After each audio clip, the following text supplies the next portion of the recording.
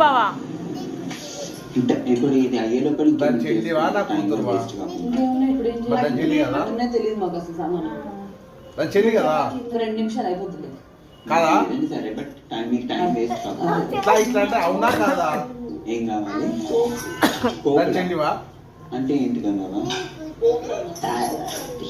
అంటే ఎవరి చెల్లి? వేసుకుంటాం కదా. ఓకే. మాకు కొంచెం ఇట్లా అంటే? పాలలో వాటర్ వేసుకుంటాం. మీకు ఆకలిస్తుంది మన కూతురు కదా? నేను 10-11 కానీ కాండు ఆ?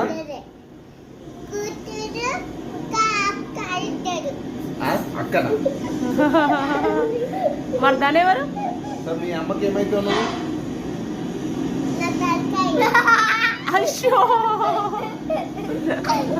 మీ అమ్మకి ఏమైతావు నువ్వు? మీ పాపకి